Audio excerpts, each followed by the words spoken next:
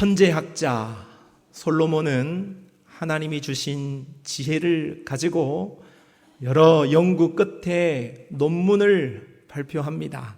그 논문이 어딨냐?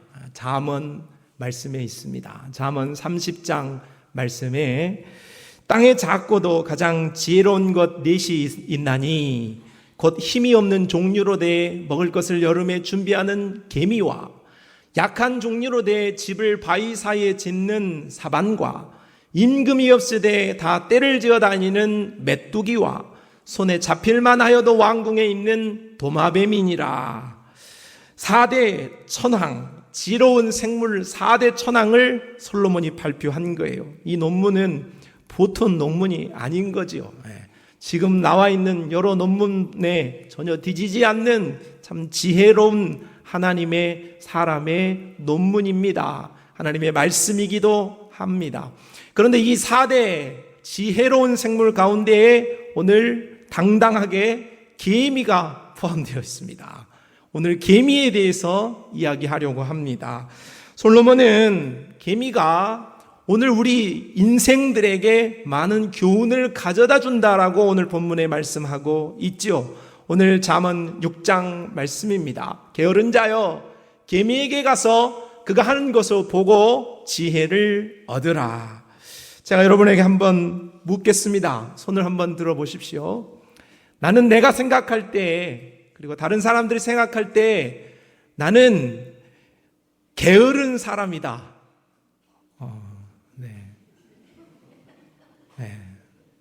못 들겠다.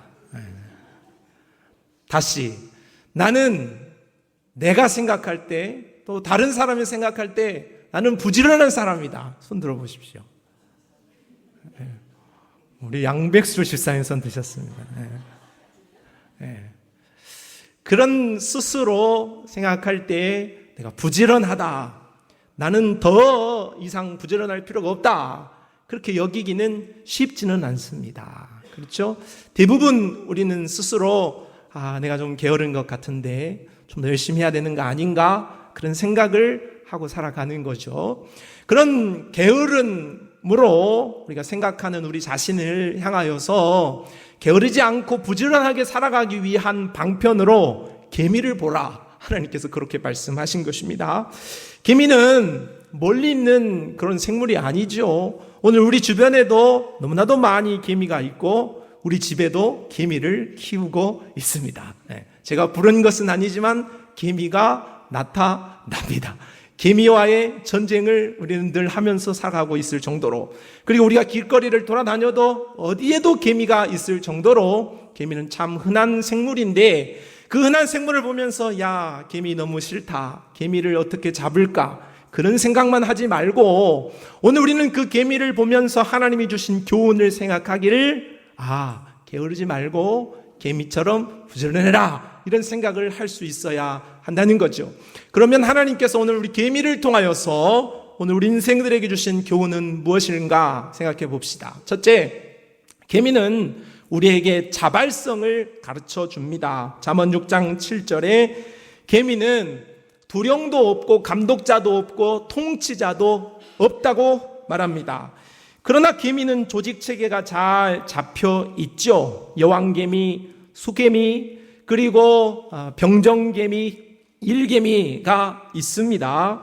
그런데 이렇게 많은 조직원들을 통솔하는 일을 여왕개미가 하지 않습니다. 여왕개미가 일일이 야, 너희는 이걸 해라, 야, 너희는 저걸 해라, 그렇게 말하지 않아요. 여왕개미는 여왕개미로 많이 먹고 알을 낳는 것만 하지, 일개미들어 너 오늘은 저쪽 동네로 가라, 너 오늘은 이쪽 동네로 가라, 너는 이런 일을 해라, 그런 이야기를 하지 않는다 하는 것이죠. 개미는 두령도 없고 감독자도 없고 통치자도 없어요. 그러나 개미는 그 일을 자발적으로 움직여서 잘 합니다. 개미는 억지로 하지 않고 일평생 자기가 해야 할 일을 자기 스스로 압니다. 알 뿐만 아니라 자기 스스로 개미가 해야 할 일을 잘 합니다. 우리는 이러한 개미의 자발성을 배워서 오늘 우리가 모든 일을 억지로 하지 않고 우리가 해야 할 일이 있다면 반드시 그 해야 할 일을 잘 해야 하겠습니다. 하나님은 사람을 만드시고 그 사람에게 모든 일을 일일이 지시하시거나 일일이 명령하지 않으셨어요. 하나님께서 아담을 창조하신 이후에 그에게 동산에 있는 모든 나무의 실과를 네가 따먹어도 좋다 이렇게 말씀하셨습니다. 동산 중앙에 있는 선악을 알게 하는 나무 외에는 모든 것을 먹어라 하는 자유를 주었다는 거예요. 천에 만에 있는 것들은 다 자유고 단 한 가지만 먹지 말라고 했다면 하나님이 자유를 충분히 주었다 이렇게 볼 수 있는 거죠. 그리고 동물들이 자신에게 나올 때에 임의대로 아담이 지혜로운 하나님의 창조물, 피조물이었기 때문에 하나님께서 아담에게 이름도 임의로 지을 수 있는 권한까지도 주셨던 거죠. 하나님은 이렇게 우리에게 로봇처럼 살아가지 않도록 하셨습니다. 로봇처럼 손을 움직여라, 손을 내려라, 고개를 들어라, 고개를 내려라 이런 식으로 우리에게 지시하지 않고 여러분이 마음대로 몸을 움직일 수 있고 또 대부분의 것들을 우리가 자유롭게 선택할 수 있는 거예요. 그래서 오늘 또 여전히 라면을 먹지만은 라면을 먹을 때 오늘은 김치라면을 먹을지 오늘은 덜 매운 걸 먹을지 아니면 오늘은 밥을 먹을지 우리가 선택할 수 있는 권한은 하나님께 그건 꼭 물어보지 않아도 하나님께서 우리에게 자유로 주신 것이다 할 수 있는 거예요. 또한 하나님께서는 우리에게 귀신들처럼 마귀는 비인격적이기 때문에 사람이 원하지 않아도 네 이렇게 해라, 너는 저렇게 해라 그렇게 사람을 강제하지만 하나님은 우리에게 그렇게 행하지 않으시고 인격적으로 우리를 대우하시는 분이라는 사실입니다. 그러므로 하나님은 우리가 하나님을 인격적으로 섬기기를 원하고 기쁨으로 섬기기를 원하시며 자발적으로 하나님을 섬기는 것을 무척 기뻐하시고 또 소원하고 계신다 하겠습니다. 무슨 일이든지 그러면은 다 자발적으로 해라 꼭 그런 것은 아니지요. 공부 좀 해라 한다고 해서 자녀가 꼭 공부하는 것은 아니에요. 잔소리도 좀 해야 되고 또 잘하면은 어떤 보상도 줄 필요도 있고 여러 가지 것들이 할 필요는 있습니다. 그러나 할 수만 있다면 강압적으로 무엇인가를 하게 하는 것보다는 스스로 자발적으로 하게 하는 것이 더 아름다운 것이고 더 오래 할 수 있는 거예요. 예를 든다면 여러분이 집에 있는 집안이 어지러졌을 때에 그 집안을 치워야 하는 것은 누구나 다 알지요. 그런데 그것이 어지러졌다고 했을 때, 야, 집안이 어지러졌으니까 우리 집이니까 청소기를 좀 돌리고 집안 정리 좀 해야겠다 해서 하는 것과 알기는 알고 있는데 해야 하긴 하겠는데 엄마가 또는 아빠가 이렇게 잔소리를 해대면서 소리를 지르면서 왜 안 하느냐고 말을 듣고 그 일을 하는 것은 같다? 다르다. 이게 정말로 다른 경우다 그렇게 말할 수 있죠. 바울은 로마 감옥에서 복음으로 낳은 아들 오네시모를 얻게 됐습니다. 그런데 그 아들이 자신에게 너무나도 필요한 신복이 되었어요. 그래서 그 오네시모를 늘 곁에 두고 자신의 일을 잘하고 싶었습니다.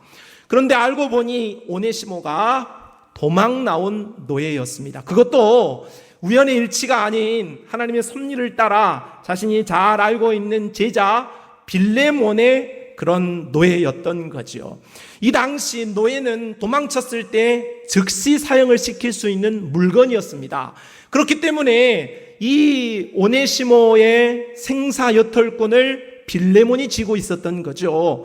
바울은 지금 빌레몬과 자신 사이에서는 얼마든지 요구를 하고 얼마든지 필요를 말하면은 다 들어줄 수 있는 관계였습니다. 그럼에도 불구하고 바울은 빌레몬에게 편지를 써서 오네시모를 석방해주고 그에게 자유를 주라는 말을 그 당시에 로마의 법을 뛰어넘는 그 요청을 사랑을 실천하라는 요청을 명령으로 하지 않고 그에게 부탁으로 합니다. 그것이 빌레몬서 1장 14절의 말씀이에요. 다만 내 승낙이 없이는 내가 아무것도 하기를 원하지 아니하노니 이는 너의 선한 일이 억지같이 되지 아니하고 자의로 되게 하려 함이라.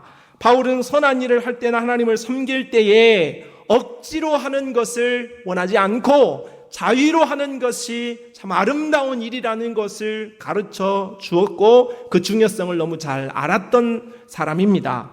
바울은 또한 하나님께 드리는 헌금을 향하여 향기 나는 예물이고 하나님을 기쁘시게 하는 것이라고 가르쳤습니다. 적게 씻는 자는 적게 거두고 많이 씻는 자는 많이 거둔다라는 말씀을 했습니다. 헌금의 중요성을 강조한 것이죠. 그러면서도 잊지 않고 이 헌금에 대하여서 교훈할 때에 고린도서 9장 7절의 말씀을 했습니다. 각각 그 마음에 정한 대로 할 것이요 인색함으로나 억지로 하지 말지니 하나님은 즐겨내는 자를 사랑하신다고 말씀합니다. 하나님 앞에 드리는 헌금도 인색함으로나 억지로 드리는 것을 하나님이 받으시지 않아요. 하나님이 원하는 것은 마음 중심에서 자유로 자발적으로 정말로 하나님을 사랑하는 마음으로 드리는 것을 하나님이 받으시는 거죠. 여러분이 헌금을 드리는 것을 누구도 어떤 사람도 그것을 알지 못해요. 여러분의 중심을 알지 못해요. 그러나 나는 압니다. 그러므로 우리의 마음이 하나님을 향하여서 헌금을 드릴 때에 그 중심이 자원하는 마음으로 더 드리지 못하는 안타까움으로 드릴 때에 하나님께서 그 예물을 기뻐 받으신다고 말하는 것이죠.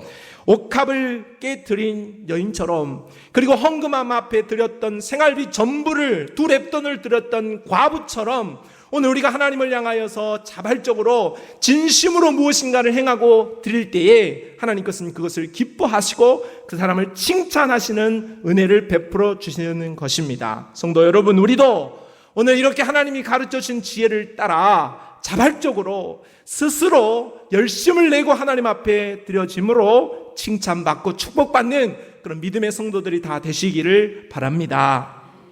그런데 오늘 우리의 마음은 자발적으로 무엇인가를 할 수 있는 마음이 스스로 동력이 일어나서 하면 좋을 텐데 자원하는 마음을 늘 갖고 살아가기보다는 오늘 우리는 참 그렇지 못하고 손을 놓고 오늘 우리의 마음을 늘어뜨린 상태로 살아가는 경우가 없지 않아 많이 있습니다.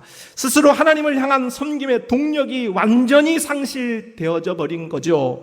그런 영적인 무기력함, 영적인 나태함, 영적인 게으름, 영적인 우울증이 왔다고 그것을 영적으로 진단할 수 있겠습니다.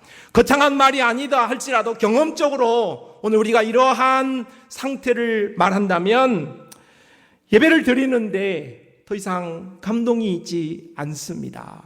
말씀을 들어도 말씀을 읽어도 찌릿찌릿했던 그리고 깨달아졌던 그 감동이 더 이상 오지 않습니다.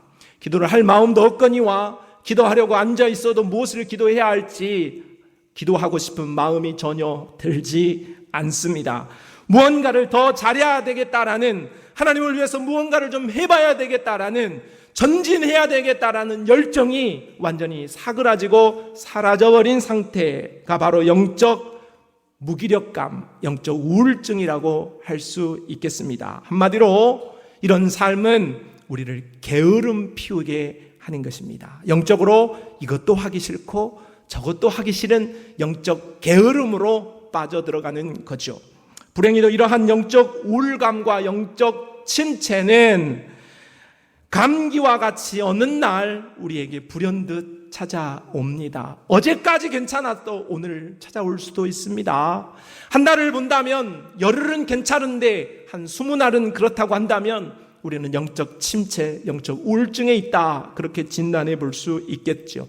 그런데 이러한 영적 우울증이 찾아오는 사람은 영적으로 미숙한 사람들에게만 찾아오는 것이 아니라 영적으로 성숙한 사람들에게도 충분히 이런 일들을 닥칠 수 있다 하는 것입니다. 저는 그러면 이러한 영적 우울증을 경험하지 않는가? 그렇지 않습니다. 저도 여러분 앞에 서 있기 때문에 야, 목사님은 뭐 365일 늘 괜찮겠지. 전혀 그렇지 않습니다. 저도 여러분과 같이 영적인 오르막과 내리막을 경험하곤 합니다. 때로는 영적인 우울감이 들어서 무엇인가 하나님을 위해서 해야 하는 것은 알겠는데 손도 발도 마음도 움직여지지 않는, 마음이 꽁꽁 얼어붙은 것과 같은 그 원인이 무엇인지도 찾을 수 없는 그런 상태를 만나기도 합니다. 그러면서 저는 오늘 말씀을 생각하면서 우리에게 이런 영적인 무기력함과 영적 게으름이, 영적 우울증이 어찌하여 찾아오게 되는 걸까? 무엇이 우리를 그렇게 하는 것일까? 한번 묵상을 해 보았을 때 두 가지 성경의 사건이 떠오르게 되었습니다. 하나는 엘리야가 갈멜산의 전투에서 큰 승리를 거두게 됩니다. 850명과 싸운 게 아니에요. 바알, 아세라 선지자 모두 앞에 850이 등장하고 직접 싸운 사람은 바알 선지자 450명과 싸웠죠. 그래서 이 전투를 크게 이긴 것을 통하여서 하나님을 높였습니다. 그리고 그가 즉시로 비가 오지 않았던 그 가뭄의 문제를 해결하기 위하여 하나님 앞에 기도할 때에 3년 반 동안 오지 않던 비가 억수로 내리는 그런 기적을 보게 되었던 거죠. 큰 승리를 거둔 거예요. 하나님과의 깊은 은혜를 나눈 겁니다. 그런데 즉시로 아합의 아내였던 이세벨이 야, 엘리야 어딨냐? 잡아와라. 죽여버리겠다. 그렇게 엄포를 놓게 되었을 때에 엘리야의 마음에 두려움이 임하게 됩니다. 저 여인은 정말 무서운 여인이다. 저 여자한테 잡히면 난 진짜 죽는다 하는 현실의 어려움으로 그가 로뎀 나무 그늘 아래에서 하나님 앞에 죽기를 구하죠. 하나님, 내가 저 여인의 손에 죽기보다는 내가 하나님 손에 죽는 게 낫겠습니다. 자, 인생 끝내겠습니다. 여기서 그만합시다 하고 하나님께 호소하게 되어진 거예요. 또 한 가지 사건은 다윗을 생각하게 되었습니다. 다윗이 하나님의 은혜를 통하여서 통일 왕국의 왕이 됩니다. 그리고 가는 전쟁마다 연승을 거둬요. 그러니 더 이상 다윗이 전쟁에 나가지 않아도 되고 이제 궁중에 있고 자신의 휘하에 있는 장군들이 나가서 전쟁을 이겨도 충분히 전쟁을 이길 수 있을 시기가 되었어요. 그리고 이는 하나님 앞에 아름다운 뜻을 가지고 성전을 건축하겠다라는 아름다운 그런 헌신을 드렸을 때 나단 선지자를 통하여서 예스, 좋다. 그러나 네 아들이 그것을 짓게 하마 하는 그런 응답까지도 받았어요. 너무나도 영적으로 풍성하고 하나님과의 관계가 좋았던 그런 상황이었습니다. 그런 가운데에 그가 저녁 늦게 일어나는 게으름을 피우게 되죠. 여유가 있었기 때문에 게으름이 온 겁니다. 그것을 통하여서 그는 밧세바라는 여인의 목욕하는 모습을 보게 되고 그 욕정을 참지 못함으로 간음하는 죄를 범할 뿐만 아니라 그 남편 우리아까지 차도살인하는 그런 악행을 저지르게 되어지죠. 그것을 통하여서 그는 자원하는 심령을 잃어버리고 하나님과의 관계가 끊어질까봐 자신의 선배 왕이었던 선왕이었던 사울이 어떻게 비참한 최후를 맞이했는가, 하나님과의 관계가 끊어져서 어떻게 하나님의 징계를 받게 됐는가를 너무나도 눈으로 목도했던 사람이기에 자신이 그런 범죄함으로 말미암아 하나님과 자신의 사이가 자신도 사울처럼 그 최후를 맞이할까 두려움이 찾아오게 되었던 거지요. 오늘 우리 안에 자원하는 심령이 사라진 이유는 이 외에도 여러 가지 것들이 많이 있을 수 있겠죠. 천국에 대한 소망이 사라지고 미래에 대한 불안과 두려움, 현실에 대한 여러 가지 문제와 상황 속에서 우리는 영적 봉쇄를 당하고 침체를 경험할 수도 있겠습니다. 그러면 우리가 이런 이유든 저런 이유든 그런 영적인 침체를 가져오고 하나님을 위해서 무엇인가를 해보려는 마음이 전혀 없는 그런 낙심한 마음과 실패한 우울증으로 있었을 때 그대로 끝내야 되겠는가? 그렇진 않죠. 오늘 우리는 이러한 모습에서 우리가 떨쳐 일어나서 우리가 돌파하는 신앙이 되어야 할 것입니다. 그럼 어떻게 해야 할까요? 시편 51편 12절에 주의 구원의 즐거움을 내게 회복시켜 주시고 자원하는 심령을 주사 나를 붙드소서. 다윗의 기도입니다. 다윗이 하나님께 나아가 요를 띄우는 눈물을 흘리며 회개하며 한 기도의 내용인 것이죠. 내가 하나님 앞에 죄를 범함으로 구원의 즐거움이 사라져버렸습니다. 내 마음속에 하나님으로 인한 기쁨이 사라져버렸습니다. 하나님 앞에 신앙생활하는 기쁨, 즐거움, 만족이 사라져버렸습니다. 하나님이 없습니다. 나는 못 살겠습니다. 그러니 나의 죄를 회개할 테니 나에게 다시 한번 하나님과의 관계 회복을 허락하여 주십시오. 하나님으로 살 수 있도록 나에게 은혜를 베풀어 주십시오. 그리고 내 마음속에 하나님을 위해서 무엇인가를 하고자 하는 그 열정이 샘솟도록 나에게 은혜를 베풀어 주십시오 하고 하나님을 향한 처절한 기도를 드린 거예요. 철저한 회개와 하나님 앞에 솔직한 고백으로 하나님을 붙잡는, 하나님의 옷깃이라도 만져야 되겠다라는 간절한 마음을 가지고 그가 나아가서 기도하고, 하나님 나에게 다시 한번 자원하는 심령으로 자발적으로 하나님을 섬길 수 있는 기회를 달라 하는 기도를 드렸을 때에 그는 회복에 큰 은혜를 입게 되었지요. 뿐만 아니라 오늘 우리는 빌립보서 4장 6절로 7절 말씀을 기억해야 하겠습니다. 말씀을 같이 읽어봅시다. 시작.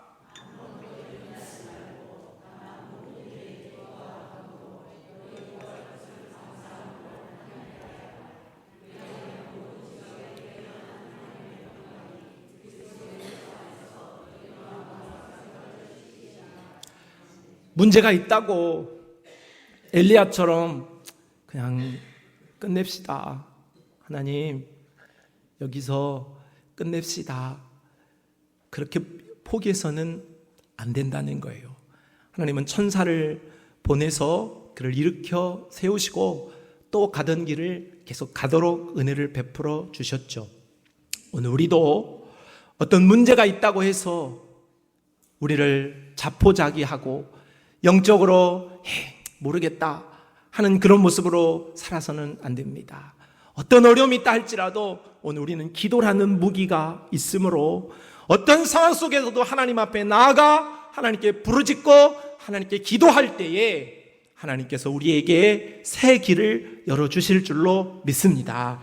하나님은 어떤 이유로든지 자원하는 심령, 자발적인 심령을 잃어버린 상태로 게으름 가운데 빠져있는 우리가 회복할 수 있도록 우리를 기다리고 계십니다.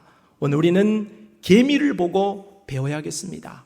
개미가 스스로 자발적으로 열심내어 살아가는 모습을 통하여서 오늘 우리도 하나님을 섬기되 자발적으로 하나님을 섬길 수 있는 그런 신앙이 회복되어질 수 있기를 바랍니다. 두 번째, 우리는 개미를 통하여서 배울 수 있는 것은 연합성을 배우게 됩니다. 개미는 사회적인 곤충입니다. 개미는 여왕개미를 중심으로 해서 숫개미와 또 일개미와 병정개미로 이루어져 있습니다. 그런데 이 병정개미는 적이 침입하면 그 자신들의 거처를 지키는 역할을 하게 되어지는데, 적이 쳐들어왔을 때 자신에게 있는 호르몬을 발사하게 되어서 자신의 적을 방어하기 위하여서 자신에게 있는 더 많은 병정개미들을 불러내는 일을 하게 되어지는 것입니다. 그러면 모든 개미떼들이 한꺼번에 몰려들어서, 우리가 개미떼가 막 시커멓게 모이는 것을 보잖아요. 그렇게 모여들어서 적을 물리치는 일을 하는 것입니다. 또한 개미의 비가 와서 개미집이 무너진다든지, 또는 지나가다가 우리가 발로 밟아서 개미의 집이 무너질 경우가 있는데, 그 개미집이 무너졌을 때에는 모든 개미들이 하는 일을 멈추고 찾아와서 그 집이 복구될 때까지 합심하여서 연합하여서 집을 세우는 일을 한다고 합니다. 그 개미가 깔려서 먹지 못하였을 때에는 그것을 돕는 개미가 자신의 입을 간질간질하게 하라고 하면 이 먹지 못한 개미가 돕는 개미의 입을 간질간질 하면은 자신이 먹었던 것을 토하게 되고 그것을 서로 나누어 먹어 서로 사는 그런 역사가 있다고 하죠. 이것을 군생위장, 같이 위장을 사용한다 해서 붙여진 이름이라고 합니다. 요한복음 17장 22절 말씀에 내게 주신 영광을 내가 그들에게 주었사오니 이는 우리가 하나가 된 것 같이 그들도 하나가 되게 하려 함이니이다. 예수님은 십자가를 앞두고 하나님을 향해 대제사장적인 기도를 드리면서 하나가 되게 해달라는 기도를 합니다. 하나님과 예수님이 하나가 되었듯 너희도 서로 하나가 되어야 함이 맞다, 그렇게 가르치신 것이죠. 그러므로 교회의 본질은 하나됨에 있습니다. 함께 소속되고 함께 예배하고 함께 봉사하고 함께 동행하는 것, 바로 이것이 교회의 속성이라고 하겠습니다. 그런데 함께 가려고 하지 않으면, 홀로 가려 한다면 우리는 약해질 수 있고 넘어질 수 있습니다. 함께 가는다고 하면 우리는 성가시기도 하고 어려울 수도 있어요. 그러나 우리가 불편하다고 해서 안전한 것을 포기할 수는 없죠. 함께 연합하여 멀리 가는 우리 성도들이 되시기를 바랍니다. 마지막으로 우리가 계미가에서 배울 수 있는 것은 근면성입니다. 잠언 6장 8절 말씀을 함께 읽어보지요. 시작. 먹을 것을 여름 동안에 예비하며 추수 때에 양식을 모으느니라. 계미는 부지런하게 일을 하는데 하루 6시간을 꼬박 일한다고 합니다. 계미는 그러나 한여름에 일할 때에는 열심히 일을 해서 양식을 모아야 하기 때문에 숨을 안 쉬고 일을 한다고 해요. 숨을 쉬게 되어지면 자신에게 있는 수분이 빠져나가니까 그 수분을 보충하기 위하여서 물을 먹으러 가는 시간이 아까워서 그 물을 먹으러 가는 시간을 아끼기 위하여서 숨도 안 쉬고 일하는 것이 계미라는 거죠. 하나님은 계미를 보여주면서 오늘 우리가 그렇게 계미처럼 숨도 안 쉬게 일하는 그 계미처럼 자신에게 주어진 시간에 최선을 다하는 계미처럼 근면하고 성실하게 살기를 우리에게 요구하시는 것입니다. 하나님은 자신의 거룩함처럼 우리가 거룩하기를 원하고, 자신의 사랑처럼 우리가 사랑하기를 원하고, 자신이 근면하고 성실하신 분이시기에 오늘 우리에게 성실을 요구하고 계십니다. 잠언에서 게으름을 죄라고 14번을 반복하면서도 부지런한 사람에게는 영화가 있고 미래가 있을 것에 대하여서 우리에게 강조하면서 우리가 게으르지 않고 부지런한 삶을 살 것을 말씀해요. 이것은 오늘 우리가 사회에서 사는 삶도 그리하고 우리가 영적인 면에서도 그리해야 한다 하는 것을 가르쳐 줍니다. 몇 구절을 우리가 한번 읽어보면서 잠언에 나와 있는 하나님이 우리에게 하시는 교훈을 들어보도록 합시다. 잠언 10장 4절. 손을 게으르게 놀리는 자는 가난하게 되고 손이 부지런한 자는 부하게 되느니라. 당연한 말이에요. 잠언 12장 24절. 부지런한 자의 손은 사람을 다스리게 되어도 게으른 자는 불임을 받느니라. 잠언 13장 4절. 게으른 자는 마음으로 원하여도 얻지 못하나 부지런한 자의 마음은 풍족함을 얻느니라. 잠언 21장 5절. 부지런한 자의 경영은 풍부함에 이를 것이나 조급한 자는 궁핍함에 이를 따름이니라. 우리가 잘 아는 예수님이 하신 달란트 비유를 우리는 알고 있습니다. 5달란트, 2달란트를 받은 사람은 자신의 재능을 따라 받은 거예요. 2달란트 받은 사람은 적게 받은 게 아니에요. 2달란트 받은 사람이나 5달란트 받은 사람이나 1달란트 받은 사람이나 자신의 재능만큼 받았기 때문에 비교할 것이 아닙니다. 그도 그럴 것이 5달란트, 2달란트 받은 사람은 각각 받은 만큼 100%를 남기게 되었죠.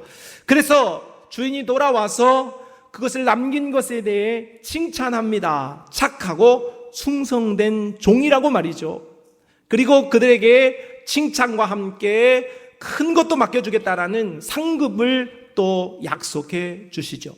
반면 1달란트를 받았던 사람은 자신이 적게 받았다라고 생각하고 또 주인이 나쁜 사람이라고 오해하면서 자신이 가지고 있는 것을 가지고 열심 내지 못하고 성실하게 살지 못하고 그것을 땅에 묻어두고 맙니다. 주인이 와서 너의 일한 것을 보여달라 했을 때 보여줄 게 없죠.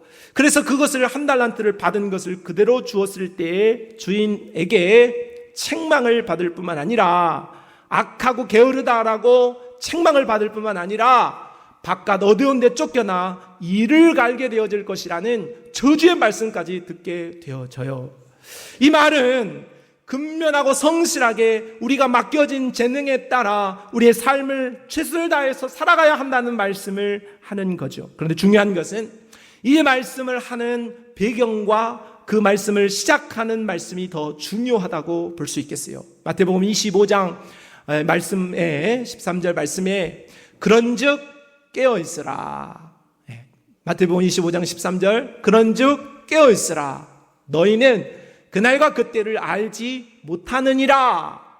재림에 대해서 이야기하고 주님이 언제 오실지 알지 못하는 것을 이야기하면서 오늘 이 비유를 한 거예요. 무슨 말이에요? 언제 주인이 닥칠지 모른다는 거예요. 언제 예수님이 오실지 모른다는 거예요. 언제 우리의 인생이 끝날지 모른다는 거예요. 그렇기 때문에 내일 미루면서 게으르지 말고 오늘이 마지막인 것처럼, 지금이 마지막인 것처럼 달란트를 받은 대로 근면하고 성실하게 오늘을 살아. 내일을 말하지 말고 지금을 살아라 하는 교훈을 해주고 있는 거예요.